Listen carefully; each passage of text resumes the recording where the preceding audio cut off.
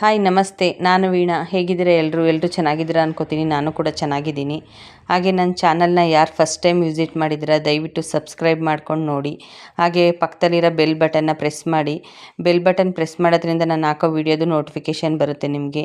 ದಯವಿಟ್ಟು ವಿಡಿಯೋ ಇಷ್ಟ ಆದರೆ ಒಂದು ಲೈಕ್ ಮಾಡಿ ಮತ್ತು ನಿಮ್ಮ ಫ್ಯಾಮಿಲಿ ಫ್ರೆಂಡ್ ಜೊತೆ ಶೇರ್ ಮಾಡಿ. ದಯವಿಟ್ಟು ಸಬ್ಸ್ಕ್ರೈಬ್ ಮಾಡ್ಕೊಳೋದಂತೂ ದಯವಿಟ್ಟು ಮರಿಬೇಡಿ. ಫುಲ್ ನೋಡಿ ವಿಡಿಯೋನ, ಎಲ್ಲೂ ಸ್ಕಿಪ್ ಮಾಡಬೇಡಿ. ಹಾಗೆ ನನ್ನ ಫೇವ್ರೆಟ್ ಫಿಲಮ್ಮು ಇವತ್ತು ಟಿ ವಿಲಿ ಹಾಕಿದ್ರು, ಅದನ್ನು ನೋಡ್ತಾ ಕೂತಿದ್ದೆ. ಫಿಲಮ್ ನೇಮ್ ಬಂದು ದೇವರ ದುಡ್ಡು, ನೋಡಿರ್ಬೋದು. ಅದು ಎಷ್ಟು ಚೆನ್ನಾಗಿದೆ ಅಂದರೆ ಅದೆಷ್ಟು ಸಲ ನೋಡಿದ್ದೀನಿ ನಾನು, ಲೆಕ್ಕನೇ ಇಲ್ಲ. ಯಾವಾಗ ಬೇಜಾರಾಗುತ್ತೆ, ಯಾವಾಗ ಏನು ಕೆಲಸ ಇಲ್ಲ, ಸುಮ್ಮನೆ ಏನಾದರೂ ನೋಡೋಣ ಮೊಬೈಲಲ್ಲಿ ಅಂತ ಕೂತ್ಕೊಂಡ್ರೆ ನಾನು ಇದನ್ನು ನೋಡ್ತೀನಿ. ನಿಮಗೆ ಆ ಫೇವ್ರೆಟ್ ಫಿಲಮ್ಮು ನನಗೆ ಕಮೆಂಟ್ ಮಾಡಿ. ಹಾಗೆ ಇದೊಂದೇ ಅಲ್ಲ, ಇನ್ನೂ ಸುಮಾರು ಫಿಲಮ್ಗಳಿದೆ. ಇನ್ನೊಂದು ಸಲ ಟೈಮ್ ಸಿಕ್ಕಿದಾಗ ಅದ್ರ ಬಗ್ಗೆ ಮಾತಾಡೋಣ. ಹಾಗೆಯೇ ನಂದು ಲಾಸ್ಟ್ ವಿಡಿಯೋ ಹಾಕಿದ್ದೀನಿ, ಒಂದು ಶಾಪಿಂಗ್ ವಿಡಿಯೋ. ಅದ್ರ ಲಾಸ್ಟ್ ವಿಡಿಯೋದಲ್ಲಿ ಒಂದು ಶಾಪ್ ಶೈನ್ ಅಂತ ಒಂದು ಅಂಗಡಿ ಬಗ್ಗೆ ಹಾಕಿದ್ದೀನಿ. ದಯವಿಟ್ಟು ನೋಡಿಲ್ಲ ಅಂದರೆ ಒಂದು ಸಲ ಹೋಗಿ ನೋಡಿ. ಮತ್ತು ನಂದು ಇನ್ನೊಂದು ಚಾನಲ್ ಇದೆ, ವೀಣಾ ಅಂತ. ಆ ಚಾನಲಲ್ಲಿ ರೆಸಿಪೀಸ್ ಹಾಕ್ತೀನಿ. ಆ ರೆಸಿಪಿನ ಹೋಗಿ ನೋಡಿ ಒಂದು ಸಲ. ಇಷ್ಟ ಆದರೆ ಒಂದು ಲೈಕ್ ಮಾಡಿ. ದಯವಿಟ್ಟು ಅದನ್ನು ಕೂಡ ಸಬ್ಸ್ಕ್ರೈಬ್ ಮಾಡ್ಕೊಳ್ಳಿ ಅಂತ ಕೇಳ್ಕೊತೀನಿ. ಹಾಗೆ ನನಗೆ ಎಷ್ಟು ಫೇವ್ರೆಟ್ ಫಿಲಮು ಅಂದರೆ ಅದು ಎಷ್ಟು ಸಲನಾದರೂ ನೋಡ್ತೀನಿ. ಬನ್ನಿ, ಹಾಗೆ ಒಂದು ಸಾಂಬಾರು ಪೌಡ್ರು ಮಾಡ್ಸೋಕ್ಕಿತ್ತು. ಅದಕ್ಕೆ ಏನೇನು ಬೇಕು ಅಂತ ಎಲ್ಲ ರೆಡಿ ಮಾಡಿ ಇಟ್ಕೊಂಡಿದ್ದೀನಿ. ಸಾಂಬಾರು ಬೀಜ ಅಂದರೆ ಕೊತ್ತಂಬರಿ ಬೀಜ, 1.25 kg ಕೊತ್ತಂಬರಿ ಬೀಜ ತೊಗೊಂಡಿದ್ದೀನಿ. ಆ 1.25 kg ಕೊತ್ತಂಬರಿ ಬೀಜಕ್ಕೆ ಎಷ್ಟೆಷ್ಟು ಬೇಕು ಮಸಾಲೆಗಳು, ಡ್ರೈ ಮಸಾಲೆ ಅಷ್ಟನ್ನ ನಾನಿಲ್ಲಿ ರೆಡಿ ಮಾಡಿ ಇಟ್ಕೊಂಡಿದ್ದೀನಿ. ಮರಾಠಿ ಮಗ್ಗು, ಲವಂಗ, ಅರಿಶಿನದ ಕೊನೆ, ಮತ್ತು ಚಕ್ಕೆ, ಅನಾನಸ್ ಹೂವು, ಮತ್ತು ಇನ್ನೊಂದು ಥರದ ಅನಾನಸ್ ಹೂವು ಬರುತ್ತೆ. ಅದು ನಾನು ಸ್ಕಿಪ್ ಆಗಿದೆ, ತೋರಿಸಿಲ್ಲ. ಅದು ಡಬ್ಬಿಲಿದೆ, ಹಂಗಾಗಿ ಆಮೇಲೆ ತೋರಿಸೋಣ ಅಂತ ಸುಮ್ಮನೆ, ಬಟ್ ಮರ್ತುಬಿಟ್ಟೆ. ಜೀರಿಗೆ, ಮೆಣಸು, ಹಾಗೆಯೇ ನೋಡಿ ಚಕ್ಕೆನ ಎಷ್ಟು ನಾವು ಸಾಂಬಾರು ಪೌಡ್ರನ್ನ ಎಷ್ಟು ಮಾಡಿಸ್ತೀವಿ ಅಷ್ಟಕ್ಕೆ ತಕ್ಕನಂಗೆ ನಾವು ಈ ಮಸಾಲೆ ಎಲ್ಲ ತೊಗೋಬೇಕು. ಇನ್ನು ಸ್ವಲ್ಪ ಜಾಸ್ತಿ ಸಾಂಬಾರು ಬೀಜ ಮಾಡಿಸ್ತೀನಿ ಅಂತ ಅಂದರೆ ಕೊತ್ತಂಬರಿ ಬೀಜ ಸ್ವಲ್ಪ ಜಾಸ್ತಿ ತೊಗೋತೀನಿ. ಒಂದು 2 kg 2.25 kg ತೊಗೋತೀನಿ ಅಂದರೆ ಇದಕ್ಕಿಂತ ಸ್ವಲ್ಪ ಕ್ವಾಂಟಿಟಿ ಜಾಸ್ತಿ ಮಾಡಿ. ನಾನು ಜಸ್ಟ್ 1.25 kg ಅಷ್ಟೇ ಮಾಡಿಸ್ತಿರೋದು. ಅದೇ ನನಗೆ ಹೆಚ್ಚು ಕಮ್ಮಿ 1 ವರ್ಷದವರೆಗೂ ಬರುತ್ತೆ. ಹಾಗಾಗಿ ನನಗೆ ಎಷ್ಟು ಬೇಕು ಅಂತ ನಾನು ಅಷ್ಟು ಮಾಡಿಸ್ಕೊತಿದ್ದೀನಿ. ಸೊ ನೋಡಿ, 1.25 kg ಕೊತ್ತಂಬರಿ ಬೀಜಕ್ಕೆ ಅರ್ಧ kg ಹೆಸ್ರು ಕಾಳು, ಅರ್ಧ kg ಕಡಲೆಕಾಳು, ಹಾಗೆಯೇ ಸಾಂಬಾರು ಬೀಜನ ಸ್ವಲ್ಪ ಬಿಸಿಲಿಗೆ ಹಾಕಿ ಒಣಗಿಸಿ ಮತ್ತು ಕವರಲ್ಲೇ ಕಟ್ಟಿಟ್ಕೊಂಡಿದ್ದೀನಿ ಗರಿಯಾಗಿರಲಿ ಅಂತ. ಹಾಗೆಯೇ ಕರಿಬೇವಿನ ಸೊಪ್ಪಂತೂ ಹಾಕೋದನ್ನು ಮರಿಲೇಬಾರ್ದು. ಅದೇ ಜಾಸ್ತಿ ಫ್ಲೇವರು ಚೆನ್ನಾಗಿರೋದು, ಅದೇ ಗಮ್ಮಂತ ಸ್ಮೆಲ್ ಬರೋದು. ಹಾಗೆ ನೋಡಿ, ಕೊತ್ತಂಬರಿ ಬೀಜನ ಮೀಡಿಯಮ್ ಉರಿಲಿ ಸ್ವಲ್ಪ ಫ್ರೈ ಮಾಡ್ಕೊತೀನಿ. ಅಂದರೆ ಬಿಸಿಲಲ್ಲಿ ಜಾಸ್ತಿ ಒಣಗಿಸಿದ್ರೆ ಸ್ವಲ್ಪ ಕಮ್ಮಿ ಮಾಡ್ತೀನಿ, ಇಲ್ಲಾಂದರೆ ಸ್ವಲ್ಪ ಜಾಸ್ತಿ ಫ್ರೈ ಮಾಡ್ಕೊತೀನಿ. ನೋಡಿ, ಮೆಂತ್ಯೆ, ಹೆಸ್ರು ಕಾಳು, ಉದ್ದಿನಕಾಳು, ಕಡಲೆಕಾಳು ಇದನ್ನೆಲ್ಲ ಡ್ರೈ ಅಂದರೆ ಫುಲ್ ಸಿಮ್ಮಲ್ಲಿ ಇಟ್ಟೇ ಮಾಡ್ಕೋಬೇಕು. ಇದೆಲ್ಲ ಸೀದೋಗಬಾರ್ದು. ಸೀದೋದ್ರೆ ಕಲ್ಲರೇ ಚೇಂಜ್ ಆಗೋಗುತ್ತೆ. ಯಾವ್ದಾದ್ರು ಒಂದು ಸೀದೋದ್ರೂ ಕೂಡ ಸಾಂಬಾರು ಪೌಡ್ರದು ಕಲ್ಲರೇ ಚೇಂಜ್ ಆಗೋಗ್ಬಿಡುತ್ತೆ. ನೋಡಿ, ಅಕ್ಕಿ ಒಂದು ತೋರಿಸಿರಲಿಲ್ಲ, ಸ್ಕಿಪ್ ಆಗಿತ್ತು. ಸ್ವಲ್ಪ ಅಕ್ಕಿನೂ ಸುಮಾರು ಐಟಮ್ಗಳನ್ನ ಹುರಿದಿರೋದ ತೋರಿಸಿಲ್ಲ, ಯಾಕೆಂದರೆ ಲಾಂಗ್ ಆಗಿಬಿಡುತ್ತೆ ವಿಡಿಯೋ ಅಂತ. ಹಂಗಾಗಿ ನೋಡಿ, ಹುರಿದು ಸ್ವಲ್ಪ ಹೊತ್ತು ತಣ್ಣಗಾಗಕ್ಕೆ ಬಿಡ್ತೀನಿ. ತುಂಬ ತಣ್ಣಗಾಗಬಾರ್ದು. ಒಂದು 2 ಅವರು ಹುರಿದ್ಬಿಟ್ಟು ಒಂದು 2 ಅವರು ಈ ಥರ ದೊಡ್ಡ 2 ಪಾತ್ರೆಗೆ ಹಾಕಿಡ್ತೀನಿ. ಈ ಸಾಂಬಾರು ಬೀಜನೇ ಬೇರೆ ಇಡ್ತೀನಿ, ಮತ್ತು ಬೇರೆ ಡ್ರೈ ಮಸಾಲೆಗಳೆಲ್ಲ ಹುರಿತೀನಲ್ಲ ಅದನ್ನೆಲ್ಲ ಬೇರೆ ಇಡ್ತೀನಿ. ತುಂಬ ಟೈಮ್ ಹಿಡಿಯುತ್ತೆ, ಯಾಕೆಂದರೆ ತುಂಬ ಪೇಷನ್ಸ್ ಬೇಕು. ಅದರಲ್ಲೂ ಕರ್ಬೇವಿನ ಸೊಪ್ಪಂತೂ ಫ್ರೈ ಮಾಡೋದು, ಅದನ್ನು ಫುಲ್ ಕೈಲಿ ಮುಟ್ಟಿದ್ರೆ ಪುಡಿ ಆಗಬೇಕು. ಆ ಥರ ಮಾಡೋದು ಎಷ್ಟು ಪೇಷನ್ಸ್ ಇರಬೇಕು ಅಂದರೆ ಫುಲ್ಲು ಸಿಮ್ಮಲ್ಲಿ ಇಟ್ಕೊಂಡು ಅದು ಸ್ವಲ್ಪನೂ ಸೀದೋಗಬಾರ್ದು, ಆ ಥರ ಉರಿಬೇಕು. ನೋಡಿ, ಎಲ್ಲ ಮಸಾಲೆ, ಡ್ರೈ ಮಸಾಲೆಗಳನ್ನೆಲ್ಲ ಇಲ್ಲಿಗೆ ಹಾಕಿದ್ದೀನಿ. ಕಡಲೆಕಾಳು, ಹೆಸ್ರು ಕಾಳು, ಉದ್ದಿನಕಾಳು, ಮೆಂತ್ಯೆ, ಜೀರಿಗೆ, ಲವಂಗ, ಮರಾಠಿ ಮಗ್ಗು, ಚಕ್ಕೆ, ಅರಿಶಿನ ಕೂಡ ಕೆಚ್ಚಿ ಹಾಕಿದ್ದೀನಿ. ಅದನ್ನೆಲ್ಲ ಹಾಕಿಸಿ ಈ ಥರದೊಂದು ಸ್ಟೀಲ್ ಬಾಕ್ಸಿಗೆ ಹಾಕಿ ಮಿಷಿನ್ಗೆ ಕೊಡ್ತೀನಿ. ಆ ಮಿಷಿನಿಂದ ತಂದ ತಕ್ಷಣವೇ ಹಾಗೇ ಮುಚ್ಚಳ ಹಾಕಿ ಇಡಬಾರ್ದು. ಅದನ್ನು ತಂದಮೇಲೆ ದೊಡ್ಡ ಪೇಪರ್ ಹಾಕ್ಬಿಟ್ಟು ಅದ್ರ ಮೇಲೆಲ್ಲ ಫುಲ್ಲು ಹಾರಾಕಿ ಆಮೇಲೆ ಅದನ್ನು ಜಲ್ಡಿ ಮಾಡಿ ಇಟ್ಕೋತೀನಿ. ಮತ್ತು ಅದೇ ಬಾಕ್ಸಿಗೆ ಹಾಕಿ ಇಟ್ಕೋತೀನಿ. ನನಗೆ ಹೆಚ್ಚು ಕಮ್ಮಿ ಒಂದು 10-11 ತಿಂಗಳಿಂದ 1 ವರ್ಷದ ಹತ್ತತ್ರನೇ ಬರುತ್ತೆ ನನಗೆ. ಒಂದು ಸಲ ಮಾಡಿಟ್ಕೊಂಡ್ರೆ. ಅಚ್ಕಾರ ಪುಡಿನೂ ಮಾಡಿಸ್ತೀನಿ, ಬಟ್ ಅದು ತುಂಬ ಲಾಂಗ್ ಆಗುತ್ತೆ ವಿಡಿಯೋ ಅಂತ ತೋರಿಸಿಲ್ಲ. ಇನ್ನೊಂದು ಸಲ ತೋರಿಸ್ತೀನಿ. ಈ ಥರ ಮಾಡಿಸಿ ಇಟ್ಕೊಂಡು ನಾನು ಈ ಥರದ್ದೊಂದು ಡಬ್ಬಿಗೆ ಹಾಕಿಟ್ಕೋತೀನಿ. ಇದ್ರ ಬಗ್ಗೆ ಒಂದು ವಿಡಿಯೋ ಹಾಕಿದ್ದೀನಿ, ಸ್ಟೋರೇಜ್ ಡಬ್ಬಿ ಬಗ್ಗೆ. ನನ್ನ ಶಾರ್ಟ್ಸಲ್ಲಿದೆ, ಹೋಗಿ ಒಂದು ಸಲ ನೋಡಿ ಟೈಮ್ ಇದ್ದರೆ. ಹಾಗೆಯೇ ಇನ್ನೂ ಬೇರೆದೆಲ್ಲ ಹಾಕಿದ್ದೀನಿ, ಒಂದು ಸಲ ವಿಸಿಟ್ ಮಾಡಿ ನೋಡಿ ಅಂತ ಕೇಳ್ಕೊತೀನಿ. ನೋಡಿ, ಈ ಥರದ್ದು ತುಂಬ ಚೆನ್ನಾಗಿದೆ. ಸಾಂಬಾರು ಪೌಡ್ರು ಮಾಡಿಸಿ 2 ದಿನ ಮನೆಯೆಲ್ಲ ಫುಲ್ಲು ಗಮ್ಮಂತ ಇರುತ್ತೆ, ಅಷ್ಟು ಸ್ಮೆಲ್ ಇರುತ್ತೆ. ಹಾಗೆ ನಾನು ಏನಾದರೂ ಒಂದು ತರಕಾರಿಗಳು ತರಿಸಿದ್ರೆ ನಾನು ಆಗ್ಲೇ ಸ್ಟೋರ್ ಮಾಡಿ ನೀಟಾಗಿ ಇಟ್ಕೊಬಿಡ್ತೀನಿ. ಯಾವ್ದ್ಯಾವ್ದು ಖಾಲಿಯಾಗಿದೆ ಅದು ಮಾತ್ರ ತರಿಸ್ತೀನಿ.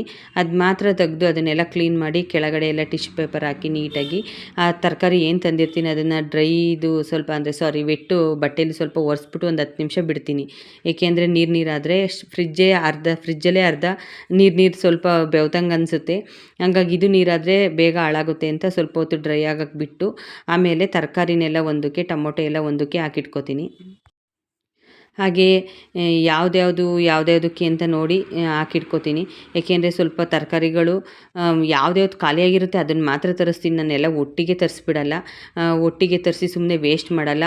ಅಂತೂ ಅದರಲ್ಲೂ ನಾನು ಜಾಸ್ತಿ ತರಿಸಿ ಒಂದು 2 ಕೆ ಜಿ 3 ಕೆ ಜಿ ಎಲ್ಲ ತರಿಸಲ್ಲ. ಒಂದು ಸಲ ತರಿಸಿದ್ರೆ ಒಂದು ಸಲ ಯೂಸ್ ಮಾಡಿ ತರಿಸಿದಾಗ ಯೂಸ್ ಮಾಡಿ ಮತ್ತು ಇನ್ನೊಂದು ಸಲಿಗೆ ಆಗಬೇಕು. ಏನಾದರೂ ಪಲ್ಯ ಬಾತು ಏನಾದರೂ ಮಾಡ್ತೀನಲ್ಲ ಆವಾಗ ಅಷ್ಟಕ್ಕೆ ಮಾತ್ರ ತರಿಸಿ ಇಟ್ಕೋತೀನಿ ಎಲ್ಲ ಹಾಕಿ. ನೋಡಿ ಟೊಮೊಟೊನ ಈ ಥರ ತೊಟ್ಟು ಮೇಲ್ ಮಾಡಿಡಬೇಕು. ಕೆಳಗಡೆ ಮಾಡಿಟ್ರೆ ಎಲ್ಲ ಬೇಗ ಹಾಳಾಗುತ್ತೆ. ಒಂದು ಸಲ ನಾನು ಗೊತ್ತಿರಲಿಲ್ಲ ನನಗೂ, ಹೆಂಗೆ ಬೇಕು ಹಂಗೆ ಸ್ಟೋರ್ ಮಾಡಿಟ್ಟಿದ್ದೆ. ಮಾಡಿಟ್ಟು ಒಂದು ದಿನಕ್ಕೆ ತೆಗೆದು ನೋಡಿದ್ರೆ ಎಲ್ಲ ಹಾಳಾಗಿದೆ. ಏನಕ್ಕೆ ಹಿಂಗಾಗಿದೆ ಆವಾಗ ಗೊತ್ತಾಯಿತು, ತೊಟ್ಟು ಈ ಥರ ಮೇಲ್ ಮಾಡಿಟ್ರೆ ಜಾಸ್ತಿ ದಿನ ಬರುತ್ತೆ ಅಂತ. ಆಗಿಂದ ಈ ಥರ ನೀಟಾಗಿ ಅದನ್ನು ಸ್ಟೋರ್ ಮಾಡಿ ಇಟ್ಕೋತೀನಿ. ಇದು ಅಂತಲ್ಲ, ಬೇರೆ ತರಕಾರಿನೂ ಅಷ್ಟೇ. ತಂದ ತಕ್ಷಣವೇ ಎಲ್ಲ ಖಾಲಿಯಾಗಿದೆಯಾ ಅಂತ ನೋಡ್ಕೊಬಿಟ್ಟು ಸ್ಟೋರ್ ಮಾಡಿಬಿಟ್ಟು ಇಟ್ಕೋತೀನಿ. ಇಟ್ಕೊಂಡ್ರೆ ಹೆಚ್ಚು ಕಮ್ಮಿ ನನಗೆ ಒಂದು ವಾರಕ್ಕಂತೂ ಏನೂ ತೊಂದರೆ ಇಲ್ಲ. ಅದೇನು ಹಾಳಾಗಿರೋದು ಇಲ್ಲ, ಏನೂ ಇಲ್ಲ. ಬರೀ ಕೆಳಗಡೆ ಮಾತ್ರ ಅಂತಲ್ಲ, ಮೇಲೂ ಕೂಡ ಟಿಶ್ಯೂ ಪೇಪರ್ ಹಾಕಿ ನೀಟಾಗಿ ಫೋಲ್ಡ್ ಮಾಡಿರ್ತೀನಿ. ಕೆಳಗೆ ಮೇಲೆ ಟಿಶ್ಯೂ ಪೇಪರ್ ಹಾಕೋದ್ರಿಂದ ನಾವು ಫ್ರಿಜ್ಜಲ್ಲಿ ಇಟ್ಟಾಗ ಸ್ವಲ್ಪ ಬೆವ್ತಂಗೆ ಆಗುತ್ತೆ, ಅದು ನೀರು ಥರ ಆಗುತ್ತೆ. ಮೇಲೆ ಟಿಶ್ಯೂ ಪೇಪರ್ ಹಾಕಿಲ್ಲ ಅಂತ ಅಂದರೆ ನೀರೆಲ್ಲ ತರಕಾರಿಗೆ ಟೊಮೊಟೊಕ್ಕೆ ಎಲ್ಲ ಸ್ಟೋರ್ ಆಗಿಬಿಟ್ಟು ಬೇಗ ಹಾಳಾಗೋ ಚಾನ್ಸಸ್ ಇರುತ್ತೆ. ಹಂಗಾಗಿ ನಾನು ಕೆಳಗೆ ಮಾತ್ರ ಅಲ್ಲ, ಮೇಲೂ ಕೂಡ ನೀಟಾಗಿ ಟಿಶ್ಯೂ ಪೇಪರ್ ಹಾಕ್ತೀನಿ. ನಂಗೆ ಟಿಶ್ಯೂ ಪೇಪರ್ ಬೇರೆದಕ್ಕೆ ಯೂಸ್ ಆಗುತ್ತೋ ಇಲ್ವೋ ಗೊತ್ತಿಲ್ಲ. ನಮ್ಮ ಮನೇಲಿ ಇದಕ್ಕಂತೂ ತರಕಾರಿ ಎಲ್ಲ ಫೋಲ್ಡ್ ಮಾಡಿಡೋಕ್ಕಂತೂ ತುಂಬ ಚೆನ್ನಾಗಿ ಯೂಸ್ ಆಗುತ್ತೆ. ನಾನು ಜಾಸ್ತಿ ತರಿಸೋದೇ ಅದಕ್ಕೆ. ಹಂಗಾಗಿ ತುಂಬ ನೋಡಿ ಆ ಸ್ಟೋರೇಜ್ ಬಾಕ್ಸ್ ಹೇಗಿದೆ ಅಂತ ಅಂದರೆ ಎಷ್ಟು ನೀಟಾಗಿ ಕೂರುತ್ತೆ ಅಂದರೆ ಒಂದು ಸಲ ಹಿಂಗೆ ಹಾಕಿದ ತಕ್ಷಣ ಫುಲ್ಲು ಲಾಕ್ ಆಗುತ್ತೆ.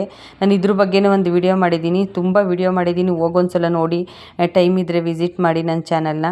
ಇನ್ನೊಂದು ಚಾನಲ್ಲು ಇದೆ, ವೀಣಾ ಅಂತ ಚಾನಲ್, ಅದನ್ನು ಸಬ್ಸ್ಕ್ರೈಬ್ ಮಾಡ್ಕೊಳ್ಳಿ. ಇದ್ರ ಬಗ್ಗೆ ಎಲ್ಲ ನಾನು ಶಾರ್ಟ್ಸ್ ವೀಡಿಯೋದಲ್ಲಿ ಹಾಕಿದ್ದೀನಿ. ಒಂದು ಸಲ ನೋಡಿ, ಇಷ್ಟ ಆದರೆ ಒಂದು ಲೈಕ್ ಮಾಡಿ. ಹಾಗೆ ನಾನು ಹೇಳಿದ್ನಲ್ಲ, ನಂದು ಇನ್ನೊಂದು ಚಾನಲ್ ಇದೆ ಅಂತ, ಅದಕ್ಕೊಂದು ರೆಸಿಪಿ ಶೂಟ್ ಮಾಡ್ಕೊಳಕ್ಕಿತ್ತು. ಒಂದಲ್ಲ 2 ರೆಸಿಪಿ. ನಾನು ಒಂದೊಂದು ಸತಿಗೆ ಶೂಟ್ ಮಾಡಿದ್ರೆ 2 ರೆಸಿಪಿ ಶೂಟ್ ಮಾಡ್ತೀನಿ. ಅದಕ್ಕೆ ನೋಡಿ ಈ ಥರ ಎಲ್ಲ ಸೆಟ್ ಮಾಡಿ ಇಟ್ಕೊಂಡಿರ್ತೀನಿ. ಹಾಗೆ ಒಂದು ಕ್ಲಿಪ್ ತೊಗೊಂಡೆ ನಿಮಗೆ ತೋರಿಸೋಣ ಅಂತ. ಒಂದಕ್ಕೆ ರೆಡಿ ಮಾಡಿ ಒಂದು ಸಲ ತೆಗ್ದಿಟ್ಟು, ಇನ್ನೊಂದಕ್ಕೆ ರೆಡಿ ಮಾಡಿ ಇನ್ನೊಂದು ಸಲ ತೆಗ್ದಿಟ್ಟು ಈ ಥರ ಮಾಡ್ಕೋತಾ ಇರ್ತೀನಿ. ಹೆಚ್ಚು ಕಮ್ಮಿ ಅರ್ಧ ಗಂಟೆಲಿ ಆಗೋ ಅಡುಗೆ ಹೆಚ್ಚು ಕಮ್ಮಿ 1.25 ಗಂಟೆ ಆಗುತ್ತೆ ಶೂಟ್ ಮಾಡೋದು. ಕರೆಕ್ಟಾಗಿ ಆರ್ಡರ್ ಪ್ರಕಾರ ಇರಬೇಕಲ್ವ. ಈಗ ಏನು ಮಾಡಿದ್ವಿ ಹಂಗೆ ಮಾಡಿದ್ರೇ ಕರೆಕ್ಟಾಗಿ ಕಡಿಮೆ ಆಗೋದು, ಇಲ್ಲ ಅಂದರೆ ಆಗೋದೇ ಇಲ್ಲ. ಹಂಗಾಗಿ ಅದನ್ನು ಒಂದು ಕ್ಲಿಪ್ ತೊಗೊಂಡೆ, ಎಲ್ಲ ಶೂಟ್ ಮಾಡಿ ಆಯಿತು. ಹಾಗೆಯೇ ನಾನು ಔಟ್ಸೈಡ್ ಹೋಗಿದ್ದಾಗ ನಾನು ಯಾವಾಗಲೂ ಒಂದು ಶಾಪಲ್ಲಿ ನಾನು ಕಜ್ಜಾಯ ಮತ್ತು ಕೋಡ್ಬಳೆ ಎಲ್ಲ ತೊಗೊಬರ್ತೀನಿ. ಅದ್ರ ಬಗ್ಗೆ ಇನ್ನೊಂದು ದಿನ ವೀಡಿಯೋ ಮಾಡ್ತೀನಿ. ತುಂಬ ಚೆನ್ನಾಗಿರುತ್ತೆ. ಹೆಂಗಿರುತ್ತೆ ಅಂದರೆ ಕಜ್ಜಾಯ ಗರಿ ಆಗಿರುತ್ತೆ. ನಂಗೆ ತುಂಬ ಮೋಸ್ಟ್ ಫೇವ್ರೇಟು. ಅಲ್ಲಿ ಹೋದಾಗೆಲ್ಲ ಆ ಕಡೆ ಹೋದಾಗೆಲ್ಲ ತೊಗೊಬರ್ತೀನಿ. ಅದು ಎಲ್ಲಿ ಅಂತ ಇನ್ನೊಂದು ಸಲ ಹೇಳ್ತೀನಿ. ನೋಡಿ, ಈ ಥರ ಕೋಡ್ಬಳೆ ಮತ್ತು ಕಜ್ಜಾಯ ಮಾತ್ರ ತೊಗೊಬಂದೆ. ಅಲ್ಲಿನೇನು ತೊಗೊಬರಲಿಲ್ಲ. ಅದೆರಡೇ ನನಗಿಷ್ಟ ಅಲ್ಲಿ. ಹಂಗಾಗಿ ಅದೆರಡೇ ತೊಗೊಬಂದೆ. ಈ ಸಲ ಕಜ್ಜಾಯ ಸ್ವಲ್ಪ ಗರಿಯಾಗಿರಲಿಲ್ಲ ಅಂತ ಅನ್ನಿಸ್ತು ನನಗೆ. ಇನ್ನೊಂದು ಸಲ ಹೋದಾಗ ಕರೆಕ್ಟಾಗಿ ಕೇಳ್ತೀನಿ ಅವ್ರಿಗೆ ಯಾಕೆ ಹಿಂಗಾಗಿತ್ತು ಅಂತ. ಹಾಗೆಯೇ ಇದು ಮಾತ್ರ ಅಂತಲ್ಲ, ನಾವು ಏನಾದ್ರೂ ಮನೇಲಿ ಎಷ್ಟೇ ಅಡುಗೆ ಮಾಡಿದ್ರು ಏನೇ ಮಾಡಿದ್ರು ಕೂಡ ಬೇಕ್ರಿಯಿಂದ ತಂದು ತಿನ್ನೋದಂತೂ ಬಿಡಲ್ಲ. ನಿಮ್ಮ ಮನೇಲೂ ಹಾಗೇನಾ? ನನ್ನ ಮಗ, ನನ್ನ ಹಸ್ಬೆಂಡ್ ಅವ್ರು ಏನು ತಿನ್ನಲ್ಲ, ಬಟ್ ನನಗೆ ಅಂತಲೇ ತರೋದು. ನಾನು ಆ್ಯಕ್ಚುಲಿ ಕೇಳಿದ್ದು ಒಂದೇ ಒಂದು ಬೆಣ್ಣೆ ಬಿಸ್ಕೆಟ್ ಇದ್ದರೆ ಒಂದು ಡಬ್ಬಿ ತೊಗೊಬನ್ನಿ ಅಂತ. ಅವ್ರು ಬೆಣ್ಣೆ ಬಿಸ್ಕೆಟಲ್ಲೇ 3 ವೆರೈಟಿ ತಂದಿದ್ದಾರೆ ನೋಡಿ. ಇದು ಒಂದು ಖಾರ, ಒಂದು ಸ್ವೀಟು ಅಂತ ತೊಗೊಬಂದಿದ್ದಾರೆ. ಅದು ಇದು ಚಿಕ್ಕದಿದೆಯಲ್ಲ, ಇದು ಖಾರ, ಅದೆರಡೂ ಸ್ವೀಟು. ಒಂದು ರಾಗಿದು ಮತ್ತು ಇನ್ನೆರಡು ಮಾಮೂಲಿ ಬೆಣ್ಣೆ ಬಿಸ್ಕೆಟ್ ಬರುತ್ತಲ್ಲ ಆ ಥರ.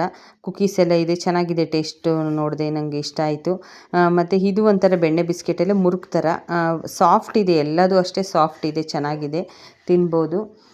ಮತ್ತು ನಾನು ಬಾಳೆಕಾಯಿ ಚಿಪ್ಸ್ ಅಂದರೆ ನನಗೆ ಫೇವ್ರೇಟು. ನಾನು ಬರೀ ಬೆಣ್ಣೆ ಬಿಸ್ಕೆಟ್ ಮಾತ್ರ ಹೇಳಿದ್ದೆ, ಬಟ್ ಅವರು ಬಾಳೆಕಾಯಿ ಚಿಪ್ಸು ತೊಗೊಬಂದಿದ್ದಾರೆ. ಚೆನ್ನಾಗಿದೆ. ನನಗೆ ಅವಾಗವಾಗ ಏನಾದರೂ ತಿನ್ನಬೇಕು ಅನ್ನಿಸ್ದಾಗ ನಾನು ತಿಂತಾಯಿರ್ತೀನಿ. ಆಲ್ಮೋಸ್ಟು ನನಗೆ ಇಷ್ಟ ಆದಾಗೆಲ್ಲ ಹೋಗೋಗಿ ತಿಂತಾಯಿರ್ತೀನಿ. ನಮ್ಮದು ಲೇಡೀಸ್ ಹೇಗಪ್ಪ ಅಂದರೆ ಎಷ್ಟು ಕೆಲಸ ಇದ್ರೂ ಮುಗಿಯೋದೆಲ್ಲ. ಬೇಕಾದ್ರೆ ರಾತ್ರಿ ಎಲ್ಲ ಕುತ್ಕೊಂಡು ಮಾಡಿದ್ರೂ ಕೆಲಸ ಇದ್ದೇ ಇರುತ್ತೆ. ನನಗೊಬ್ಳಿಗೆ ಈಗೇನ, ನಿಮಗೂ ಈಗೇನ, ಅಂತೂ ಇಂತೂ ಕೆಲಸ ಅವತ್ತಿಂದಂತೂ ಮುಗಿಸಿ ಆಯಿತು. ನೋಡಿ, ಈ ಥರ ನಾನು ಡ್ರೈ ಫ್ರೂಟ್ಸ್ ಎಲ್ಲ ನೆನೆಸ್ತೀನಿ. ಬಾದಾಮಿ, ಗೋಡಂಬಿ ಮತ್ತು ಕುಂಬಳಕಾಯಿ ಬೀಜ ಮತ್ತು ಚಿಯಾ ಸೀಡ್ಸು ಇದನ್ನೆಲ್ಲ ನೆನೆಸಿ ಇಡ್ತೀನಿ. ನನ್ನ ಹಸ್ಬೆಂಡ್ ಬೆಳಗ್ಗೆ ಎದ್ದು ಅದ್ರದ್ದು ನೀರು ಕುಡಿದು ಅದನ್ನೆಲ್ಲ ತಿಂತಾರೆ. ಇದು ಮುಂಚೆಯಿಂದನೂ ಹಾಗೆಯೇ. ಆಮೇಲೆ ಫ್ಲಾಸ್ಕಲ್ಲಿ ನೀರು ಕಾಯಿಸಿಡ್ತೀನಿ ಅವರಿಗೆ. ಮತ್ತು ಇನ್ನೇನಾದ್ರು ಫ್ರಿಜ್ಜಿಗೆ ಎತ್ತಿಡೋಕ್ಕಿದೆಯಾ ಅದು ಇದು ಎಲ್ಲ ನೋಡಿ ಸರಿ ಮಾಡಿ ಮತ್ತೆ ಇನ್ನೊಂದು ಸ್ವಲ್ಪ ಬಾಟ್ಲಿಗೆ ನೀರು ಕಾಯಿಸ್ಕೊಂಡು ಹಾಕ್ಕೊಂಡು ಮೇಲೆ ತೊಗೊಂಡು ಹೋಗ್ತೀನಿ. ಹೀಗೇ ಇದು ನನ್ನ ದಿನ ಮುಗೀತು. Thank you for watching. Next ವಿಡಿಯೋದಲ್ಲಿ ಸಿಗೋಣ. ಬಾಯ್.